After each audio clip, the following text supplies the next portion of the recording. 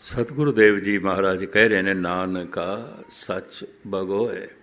मैं एक सच्चाई बयान कर रहा, कह रहा कि दिन रव चले निस सस चले, तार का लख पलोए। सूरज चंद्रमा और न लखे जान वाले, न गिने जान वाले तारे स्यारे ग्रह निछत्र जमीन आसमान सब चल रहे, चल रहे। ते जे चल रहे है तो पहुँचना इन्होंने कित्थे? आखिर चलते हुए दी कोई मंजिल होंदी है, चलते हुए दा कोई ठिकाना होंदा है। चल रहे है तो फिर उसका कोई घर होवेगा। महाराज फिर अगली पंक्ति च कहते ने, मुकाम ओही एक है। मुकाम लफ्ज़ भी फारसी दा है, मुकाम घर। मुकाम ओही एक है, नानका सच बोल। मैं सच कह रहा, सारियां दा घर इक्को ही है, सारियां दा टिकाणा इक्को है। चलो मुकाम इक्को है, घर इक्को है, घर की गल बाद विच करांगे। ये फिर चले कित्थों ने? आप सुन के हैरान होवे कि गुरबाणी कहती है चले भी घर तो ने, घर तो चले ने। घर तो जदों दे निकले ने, बस अनंत जन्मां तो बाहर ही घूम रहे हैं, बाहर ही घूम रहे हैं। ये उतने चिर तक घूमते रहणगे, चलते रहणगे, भटकते रहणगे, जितने चिर तक वापस घर नहीं पहुँचते। हुण मैं अर्ज करा, वापस घर सिर्फ मनुख ही जा सकता है, और नहीं, और नहीं। और मनुखां दे च भी ਉਹ मनुख जिन्हों घर याद आ गया,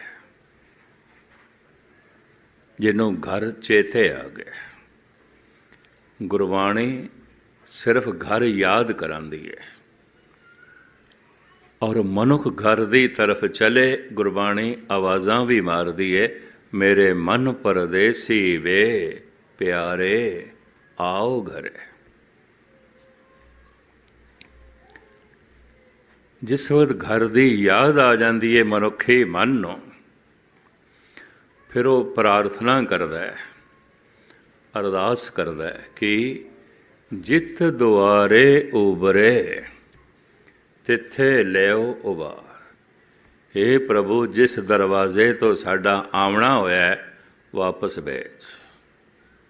भटक गया, भुल गया दरवाज़ा, घर दा रस्ता ही भुल गया, दर दा रस्ता ही भुल गया। फिर उहदे अंदरों ये प्रार्थना निकलती है, जित दुआरे उबरे, जिथों उबार होया साडा आवना होया। जित दुआरे उबरे तिथे लियो उबार। हे प्रभु, फिर उसे तो साड़ी वापसी करा। तो इसका मतलब है मनुख घर भुल गया है, दर भुल गया है। क्यों? बहुत लंबे समय तो परदेस दे है। मनोचिंतक ऐसा कहते ने, मनोविज्ञानी, बहुत लंबे परदेस दे रहन करके मनुख देश नूं भुल जाता है। पर परदेस की तहजीब वो तमदन अपना लेंदा है। और जे परदेस ही देश बन गया, फिर उसनों वापस भेजना भी बड़ा औखा है। क्यों? हुण तो परदेस नूं देश समझ बैठा है। तो सतगुरु याद करांदे ने, मन परदेसी जे थिए सब देश पर आया। तो किधरे भी चला जा, तेरा देश नहीं है, नहीं है। मेरे मन परदेसी वे प्यारे आओ घरे। इस सब कुछ ਨੂੰ ਖੋਲਣ ਤੋਂ ਪਹਿਲੇ ਫਿਰ ਹੁਣ ਮੈਂ ਅਰਜ਼ ਕਰਾਂ, ਚਲੇ ਕਿੱਥੋਂ ਹਾਂ? ਚੱਲ ਤੇ ਹੁਣ ਵੀ ਰਹੇ ਹਾਂ, ਪਰ ਚਲੇ ਕਿੱਥੋਂ? घर तो चले आ दर तो चले आ। घर केड़ा है, वो दर केड़ा है, उसे दा सारा खुलासा है। सो दर कहा सो घर कहा, जित बह सर्व संभाले।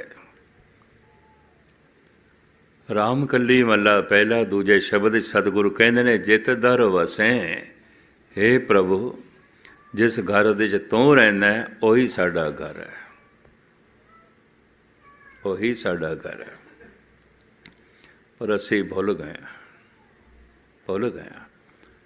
इस वास्ते हुण कोई ते मैनूं दसे, धन गुरु नानक देव जी महाराज राम कली मल्ला पहला, जित दर वसें कवन दर कहिए, दरां भीतर दर कवन लहे।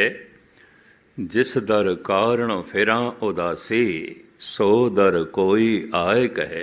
सारे घरां तो उदास होके, सारे दरां तो उदास होके, निराश होके, जिस दर दी मैं तलाश कर रहा कोई ते दसे। आप दी ज्ञात लई अर्ज करा, मन किधरे भी चला जाए नहीं टिकदा, नहीं टिकदा। क्यों? परदेस है। अगर किधरे टिकदा भी है तो टिकाओ वक्त ही आंदा है। मन दे तल ते सब कुछ पुराना हो जाता है, क्योंकि मन बड़ा तीक्ष्ण गति नाल चलदा है।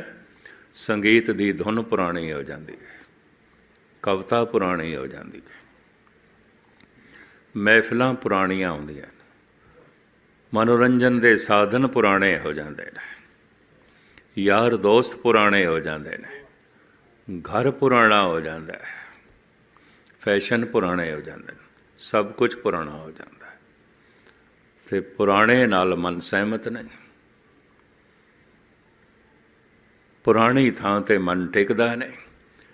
तो बड़े ध्यान नाल सुनना, नवें ते पुराने दे फासला किन्ना है।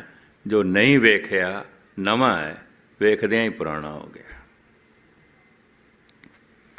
जो नहीं हंडाया नवा है, हंडांदियां ही पुराना हो गया। जो नहीं सुनिया नवा है, सुनदियां ही पुराना हो गया। तो मन टिकदा नहीं, किधरे भी नहीं टिकदा। सारी जिंदगी मनुख चेंजेस करता रहता है, मकान बदल रही है, कुछ ऐसे भी ने कारोबार बदल रही है, फैशन बदल रही है, संगीत की धुन बदली हुई सुनी है, कोई बदली हुई कविता सुनी है, कोई बदलिया होया फैशन हंडाई है, कोई बदले हुए मनोरंजन के साधन वेखिए। पर मैं फिर अर्ज करा, जो नहीं वेखिया नवा है, वेखदियां ही पुराना हो गया। जो नहीं सुनिया नवा है, सुनदियां ही पुराना हो गया। पुराना बेरस हो जाता है। जैसे एक निक्का जिहा मैं उदाहरण दियाँ तो मैं अगे चला। कोई कवि कितना महान होवे ते उहदी रचना, उहदी कविता भी महान होवे, ते वो थानू सुनाए, थानू बड़ा रस आ जाए, ते थोड़े रस नू वेख के हुण वो ये आख देवे कि मैं हुण एक दफ़ा थानू फिर सुनाण लगा, तो समझ लेना अद्धा रस खो गया। रहेगा पर अद्धा रस। ते जे वो कवि हुण कह देवे मैं थानू हुण तीजी दफ़ा सुनाण लगा, तो समझ लेना सिर्फ 2-3% ही, 2-3% रस रह गया, सब खो गया, सब खो गया। तो जे वो कवि आख देवे मैं हुण थानू चौथी दफ़ा सुनाण लगा, तो स्रोते समझणगे इहदा दिमाग किधरे हिलिया तो नहीं, पागल तो नहीं, हद हो गई, ਪਹਿਲੀ ਦਫਾ ਸੁਣਾਈ ਤੇ ਮਹਾਨ ਸਿਆਣਾ ਲੱਗਿਆ, ਤੇ ਹੁਣ ਚੌਥੀ ਦਫਾ ਸੁਣਨ ਲੱਗਿਆ ਤੇ ਮਹਾਨ ਮੂਰਖ ਲੱਗਦਾ ਹੈ। ਕਿਉਂ? ਪਹਿਲੀ ਦਫਾ ਸੁਣਾਇਆ ਤਾਂ ਨਹੀਂ ਸੁਣਿਆ ਸੀ, ਨਵੀਂ ਸੀ। ਚੌਥੀ ਦਫਾ ਸੁਣਾਉਣ ਲੱਗਾ, ਪੁਰਾਣੀ ਹੋ ਗਈ। ਤੇ ਜੇ ਕਿਧਰੇ ਉਹ ਜ਼ਿੱਦ ਕਰੇ ਮੈਂ ਹੁਣ ਤੁਹਾਨੂੰ ਪੰਜਵੀਂ ਦਫਾ ਸੁਣਾਉਣ ਲੱਗਾ, ਤੇ ਸਰੋਤੇ ਕਹਿਣਗੇ ਦੁਬਾਰਾ ਨੂੰ ਸੁਣਾ, ਅਸੀਂ ਚੱਲੇ ਹਾਂ, ਅਸੀਂ ਚੱਲੇ ਹਾਂ। ਜੋ ਨਹੀਂ ਸੁਣਿਆ ਨਵਾਂ ਹੈ, ਸੁਣਦਿਆਂ ਹੀ ਪੁਰਾਣਾ ਹੋ ਗਿਆ। ਜੋ ਨਹੀਂ ਵੇਖਿਆ ਨਵਾਂ ਹੈ, ਵੇਖਦਿਆਂ ਹੀ ਪੁਰਾਣਾ ਹੋ ਗਿਆ। ਜੋ ਨਹੀਂ ਹੰਡਾਇਆ ਨਵਾਂ ਹੈ, ਹੰਡਾਉਂਦਿਆਂ ਹੀ ਪੁਰਾਣਾ ਹੋ ਗਿਆ। ਇਸ ਵਾਸਤੇ ਮਨ ਕਿਧਰੇ ਵੀ ਨਹੀਂ ਟਿਕਦਾ। ਕਿਉਂ? ਮਨ ਦੇ ਤਲ 'ਤੇ ਸਭ ਕੁਝ ਪੁਰਾਣਾ ਹੋ ਜਾਂਦਾ ਹੈ। ਮਹਿਫਲਾਂ ਪੁਰਾਣੀਆਂ ਹੋ ਜਾਂਦੀਆਂ ਨੇ, ਯਾਰ ਦੋਸਤ ਪੁਰਾਣੇ ਹੋ ਜਾਂਦੇ ਨੇ, ਗੁਸਤਾਖੀ ਮਾਫ, ਪਰਿਵਾਰ ਪੁਰਾਣੇ ਹੋ ਜਾਂਦੇ ਨੇ, ਘਰ ਬਾਰ ਪੁਰਾਣੇ ਹੋ ਜਾਂਦੇ ਨੇ, ਸੈਰ ਤਫਰੀਹ ਦੇ ਸਾਧਨ ਪੁਰਾਣੇ ਹੋ ਜਾਂਦੇ ਨੇ। ਪੁਰਾਣੇ 'ਚ ਮਨ ਲੱਗਦਾ ਨੇ, ਟਿਕਦਾ ਨੇ।